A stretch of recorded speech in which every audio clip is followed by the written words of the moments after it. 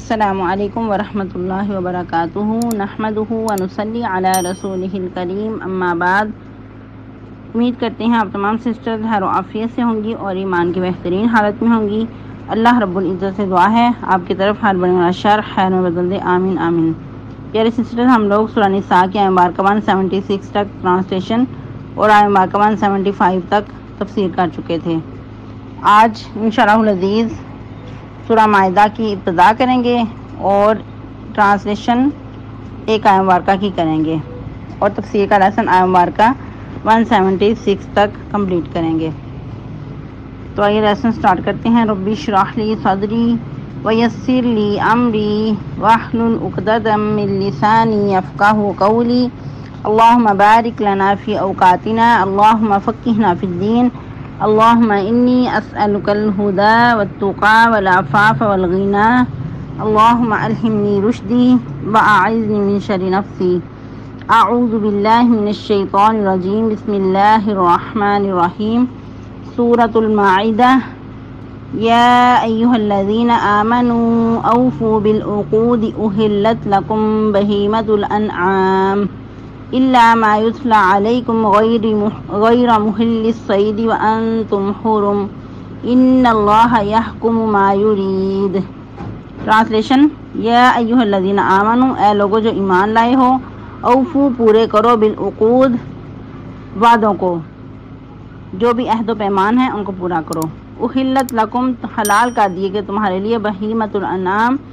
چرنے والے چوپائے، الا مگر ما یتلی علیکم جو پڑھی جاتی ہیں تم پر، غیر محل الصید نہ حلال کرنا شکار کو، وانتم حرم جب تم احرام کی حالت میں ہو۔ ان اللہ یحکم ما یرید، بے شک اللہ تعالیٰ وہ فیصلہ کرتا ہے جو وہ چاہتا ہے۔ تفسیر آیت مبارکہ 176 سے۔ یستفتونک قل اللہ یفتیکم فی الکلالہ، اے نبی صلی اللہ علیہ وسلم وہ آپ سے فتویٰ طلب کرتے ہیں، آپ فرما دیجیے اللہ تعالیٰ تمہیں فتویٰ دیتا ہے کلالہ کے بارے میں۔ یاد رہے کہ جو فتویٰ ہے وہ کسی اہم کام کے لیے پوچھا جاتا ہے، اور آپ سب کو پتہ ہے کہ صحابہ کرام رضی اللہ تعالیٰ عنہم جب اسلام میں داخل ہوئے تو ان کے اندر یہ شوق ہوتا تھا اور ان کو یہ اس بات کی طلب ہوتی تھی کہ جو بھی ہم عمل کریں وہ سنت کے مطابق کریں، اور جہاں ان کو سمجھ نہیں آتی تھی، کوئی ڈاؤٹ ہوتا تھا، کوئی کنفیوژن ہوتی تھی، تو وہ ضرور آگے بڑھ کر اس کے بارے میں سوال کرتے تھے۔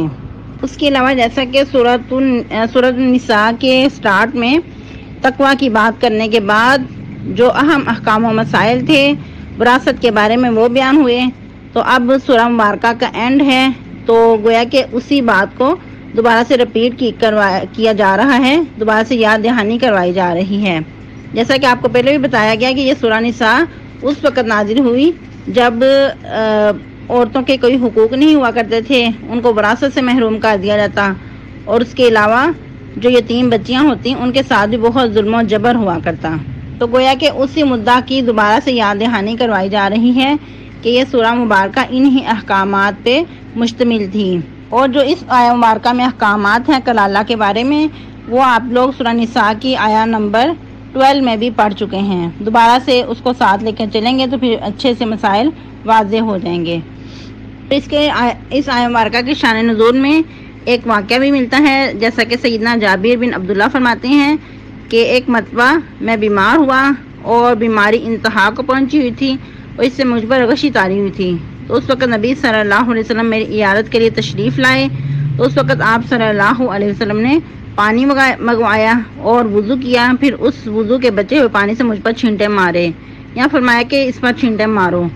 ایسا کرنے سے پھر مجھے ہوش آ گیا، تو اس وقت میں نے پوچھا کہ میں کلالہ ہوں، میری وراثت کیسے تقسیم ہوگی؟ کیونکہ جب انسان بیمار ہوتا ہے تو انسان کو یہ ہوتا ہے کہ پتہ نہیں اب میری موت ہی واقع ہو جانی ہے، تو اس کو بعض اوقات جو اہم مسائل ہوتے ہیں وہ اس کی فکر لاحق ہوتی ہے، تو ان کو بھی فکر ہوئی کہ میں مالدار ہوں تو پھر میری وراثت کیسے تقسیم ہوگی، یعنی کہ میں کلالہ ہوں، نہ تو میری اولاد ہے اور نہ میرے والدین ہیں، تو اس پر یہ آیت مبارکہ نازل ہوئی۔ آیت مبارکہ کیا تھی کہ اے نبی صلی اللہ علیہ وسلم آپ سے یہ کلالہ کے بارے میں پوچھتے ہیں، تو فرما دیجیے کہ اللہ تعالیٰ تمہیں فتویٰ دیتا ہے کلالہ کے بارے میں، یا تمہیں احکام و مسائل سمجھاتا ہے کلالہ کے بارے میں۔ وہ احکام کیا ہیں؟ ان امرؤ ہلک، اگر کوئی مرد مر جائے، لیس لہ ولد، اس کی اولاد نہ ہو، ولہ اخت، اور اس کی ایک بہن ہو، فلہا نصف ما ترک، تو اس کے لیے ترکے میں سے آدھا ہے، یعنی کہ جو کچھ میت چھوڑ مرے اس میں سے آدھا جو ہے وہ اس کو دیا جائے گا، یعنی اس بہن کو، وہو یرثھا، اور وہ اس کا وارث ہوگا اگر نہ ہو اس کی اولاد۔ پھر فرمایا کہ وہو یرثھا ان لم یکن لہا ولد، اور وہ وارث ہوگی اس کی اگر اس کی اولاد نہ ہو۔ اور یاد رہے کہ ادھر جو بہن کا ذکر ہو رہا ہے یا تو سگی بہن ہے یا پھر اللاتی بہن ہے، یعنی کہ باپ کی طرف سے سگی بہن ہے۔ اگر کسی کی مائیں دو الگ الگ ہیں اور باپ کی طرف سگی بہن ہے تو اس کے لیے یہ احکام ہے۔ اور جو اخیافی بہن ہے وہ پہلے اس سے پہلے اس کے بارے میں مسائل گزر چکے ہیں۔ تو اس آیہ مبارکہ میں جو ان لم یکن لہا ولد سے مراد کہ بیٹی اور بیٹا دونوں نہ ہوں، لیکن کچھ لوگوں نے، کچھ مفسرین کا کہنا ہے کہ اگر بیٹی ہوگی تو پھر اس صورت میں بہن کو محروم رکھا جائے گا اس سے۔ لیکن جو اگر مزید صحیح بخاری کی ایک روایت کے مطابق فیصلہ کیا جائے تو پتہ چلتا ہے کہ اس وقت ایک واقعہ پیش آیا تھا، اس میں یہ فرمایا گیا تھا کہ اگر کسی کی بیٹی ہے تو بیٹی کو آدھا ملے گا اور جو باقی ہے وہ بہن کو دیا جائے گا۔ مزید بخاری ہی کی ایک روایت میں ہے عبداللہ بن مسعود رضی اللہ تعالیٰ عنہ سے کہ رسول اللہ صلی اللہ علیہ وسلم نے فرمایا، یعنی کہ ایک مرنے والے کے بارے میں فیصلہ کیا تھا کہ ایک بہن، ایک بیٹی اور ایک پوتی کے بارے میں، کہ بیٹی کے لیے آدھا ہے اور پوتی کے لیے چھٹا حصہ ہے، تاکہ 2 ثلث پورے ہو جائیں اور جو باقی بچے گا وہ بہن کے لیے ہے، یعنی کہ بہن کو محروم تو نہیں کیا جائے گا، البتہ پھر موقع کی مناسبت سے اس کو حصہ دیا جائے گا۔ پھر مزید فرمایا فَإِن كَانَتْ اثْنَتَيْنِ، بس اگر ہوں 2 سے زیادہ، فَلَهُمُ الثُّلُثَانِ مِمَّا تَرَكَ، تو ان کے لیے ثلث ہے، یعنی ان کے لیے پھر 2 ثلث ہیں، یعنی کہ اگر 2 بہنوں سے، ایک بہن سے زیادہ یا 2 بہنیں ہیں تو پھر ان دونوں کو 2 ثلث میں سے حصہ ملے گا، یعنی کہ ترکے میں سے۔ وَإِن كَانُوا إِخْوَةً رِجَالًا، اگر ہوں مرد اور عورتیں ملے جلے وارث، تو پھر ایک قاعدہ کلیہ یاد رکھیں کہ پھر مرد کے لیے 2 عورتوں کے حصے کے برابر ہے، یعنی کہ مرد کو ڈبل ملے گا اور عورت کو اس سے آدھا ملے گا۔ تو اس کی حکمت آپ کو پہلے بتا دی گئی تھی، کیونکہ مرد کے پہ ذمہ داری زیادہ ہے، اس پہ نان نفقے کی بھی ذمہ داری ہے، اور اگر وہ شوہر ہے تو اس کو حق مہر کی بھی ذمہ داری ہے اس پہ،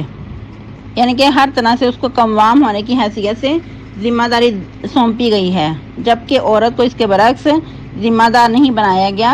اس کو جو بھی مال دیا جائے گا اس کا اپنا ہی ہوگا۔ تو اللہ رب العزت فرما رہے ہیں یبین اللہ لکم ان تضلوا، اللہ تعالیٰ یہ احکامات تمہارے لیے کھول کھول کر بیان کرتا ہے کہ تم بھٹک نہ جاؤ، واللہ بکل شیء علیم، اور اللہ تعالیٰ ہر چیز کو خوب جاننے والا ہے۔ اب مزید آیہ مبارکہ 12 کو دیکھ لیتے ہیں، وہاں اللہ رب العزت نے کیا فرمایا تھا، وَإِن كَانَ رَجُلٌ يُورَثُ كَلَالَةٌ أَوْ امْرَأَةٌ وَلَهُ أَخٌ أَوْ أُخْتٌ فَلِكُلِّ وَاحِدٍ مِّنْهُمَا السُّدُسُ، اگر آدمی وارث ہو کلالہ یا عورت، یعنی کہ اکیلا مرد ہو یا عورت ہو اور اس کے ماں باپ نہ ہوں اور اولاد بھی نہ ہو اور اس کے بھائی ہوں یا بہن ہو، تو ہر ایک کے لیے اس میں سے چھٹا حصہ ہے، یعنی کہ ادھر پھر ایک قاعدہ کلیہ سمجھا دیا کہ اس ہر ایک کے لیے اس میں سے چھٹا حصہ ہوگا۔ فَإِن كَانُوا أَكْثَرَ مِن ذَلِكَ، اگر ہوں اس سے زیادہ، فَهُمْ شُرَكَاءُ فِي الثُّلُثِ، تو سب اس میں 1/3 میں شامل ہوں گے، وصیت کرنے کے بعد یا پھر قرض کی ادائیگی کے بعد، یعنی کہ مال کی جو تقسیم ہے، وراثت کی تقسیم کب ہوگی، اگر اس کے ذمہ کوئی قرض ہو اس کو ادا کیا جائے گا، یا پھر اگر کوئی وصیت کی ہے تو وصیت کو پورا کرنے کے بعد وہ مال، وہ وراثت تقسیم کی جائے گی۔ تو پھر فرمایا غیر مضار، کسی قسم کا نقصان نہ کیا جائے، وصیت من اللہ، یہ اللہ کی طرف سے تاکیدی حکم ہے، یعنی کہ کسی انسان کا یہ فیصلہ نہیں ہے، کسی انسان کی تقسیم نہیں ہے، بلکہ اللہ رب العزت نے خود یہ فیصلہ کیا، خود حکم دیا، اور یہ تاکیدی حکم ہے۔ پھر فرماتے ہیں اللہ تعالیٰ واللہ علیم حلیم، اور اللہ تعالیٰ خوب جاننے والے اور بہت ہی تحمل مزاج ہیں، بہت ہی بردبار ہیں۔ اللہ تعالیٰ کو تمام باتوں کا علم بھی ہے اور اللہ تعالیٰ تحمل مزاج بھی ہیں۔ اللہ رب العزت نے یہ احکام و مسائل اس لیے سمجھائے کہ تم آپس میں جھگڑ نہ پڑو اور تمہارے آپس میں جو ناچاکیاں ہیں وہ پیدا نہ ہو جائیں۔ اللہ تعالیٰ نے خود یہ فیصلے سمجھا دیے کہ کس طرح تم نے وراثت تقسیم کرنی ہے اور کس وقت کس معاملے کو کیسے سلجھانا ہے۔ کسی انسان کے ہاتھ میں یہ فیصلہ نہیں رکھا۔ اگر ایسا ہوتا تو باہم انسان آپس میں لڑتے ہی رہتے، لیکن افسوس کے ساتھ کہ اتنے مسائل سمجھانے کے باوجود بھی آج اس کے برعکس معاملہ نظر آتا ہے، اور بہنوں کو تو بھائی بالکل محروم ہی کر دیتے ہیں، یا بعض اوقات بہنیں ہی اس ڈر سے اپنا حق معاف کر دیتی ہیں کہ کہیں ہمیں اس گھر میں آنے سے ہم نہ رک جائیں، کیونکہ عموماً یہی سننے کو ملتا ہے کہ بھائی کہتے ہیں کہ یہ لو اپنا حصہ اور دوبارہ سے اس گھر میں قدم نہ رکھنا، تو وہ کہتے ہیں کہ چلو ہمارا آنا جانا تو لگا رہے،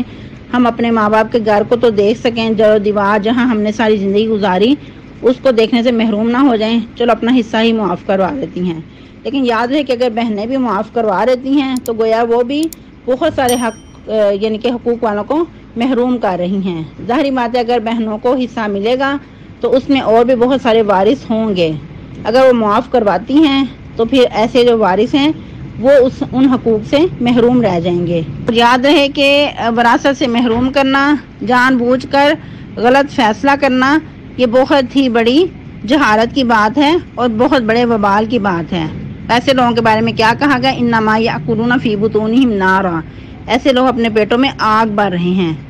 جو بھی اگر کوئی مال کسی کا غصب کرتا ہے تو گویا اپنے پیٹ میں جہنم کی آگ بھر رہا ہے۔ استغفر اللہ۔ اللہ تعالیٰ ایسی بدقسمتی سے بچا کے رکھے، آمین آمین۔ یہ دنیا کی ہوس ہے کہ جو انسان کو